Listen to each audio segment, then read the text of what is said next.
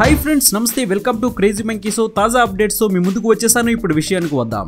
జనాలను మోసం చేయడంలో చైనా వాళ్ళను మించినోళ్ళు లేరు। ఎందుకంటే ఆ దేశం తయారు చేసిన నకిలీ వస్తువులు అన్ని ఇన్ని కావు। ఒక ఎలక్ట్రానిక్స్ మాట ఏమిటి, తినే ఆహారపు వస్తువులను కూడా వారు నకిలీలను సృష్టించి ప్రపంచ దేశాల మార్కెట్లోకి వదులుతున్నారు। మొన్న మధ్య నకిలీ క్యాబేజీ, ఆ తర్వాత కోడిగుడ్లు, ఇప్పుడు తాజాగా నకిలీ బియ్యం, అవి కూడా ప్లాస్టిక్ తో తయారు చేసినవే। అవును, మీరు వింటున్నది నిజమే। ఇప్పుడు భారత్ తో పాటు సింగపూర్, వియత్నాం, ఇండోనేషియా, ఫిలిప్పీన్స్ వంటి దేశాల్లో నకిలీ రైస్ హల్చల్ చేస్తుందట।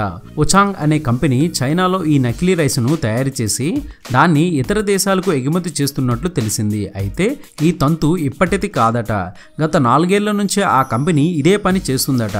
ఈ క్రమంలో వారు ఇప్పటి వరకు 9 లక్షల టన్నుల నకిలీ రైస్ ను ఆయా దేశాల్లో విక్రయించారట।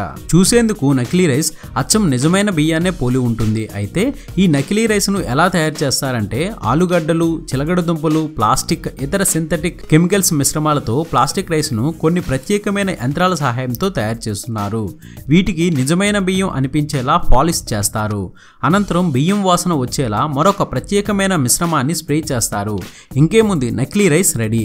అలా రెడీ అయిన నకిలీ రైస్ ను ఒరిజినల్ రైస్ తో కలిపేసి ఎంచక్కా విక్రయిస్తున్నారు। అయితే ఆయా దేశాలన్నీ ఈ నకిలీ రైస్ ను బారిన పడ్డాయి, కానీ మలేషియా మాత్రం అలా కాదట।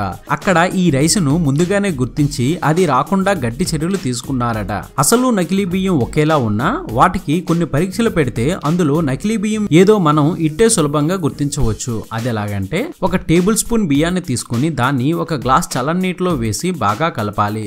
అనంతరం ఆ బియ్యం నీటిలో తేలితే అది నకిలీ బియ్యం, అలా కాకుండా రైస్ నీటిలో మునిగితే అది అసలదని గుర్తించాలి। కొంత బియ్యాన్ని నేలపై వేసి అగ్గిపుల్లతో మండించండి। ఒకవేళ ప్లాస్టిక్ రైస్ అయితే వెంటనే మంట అంటుకొని దుర్వాసన వస్తుంది।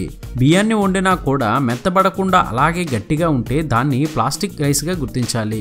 బియ్యాన్ని వండుతున్న క్రమంలో దానిపై ఉండే నీటి మీద ఒక మందమైన పొర ఏర్పడి అది విచ్ఛిన్నం కాకుండా అలాగే ఉంటే అది మీరు వండుతోంది నకిలీ రైస్ అని గుర్తించాలి।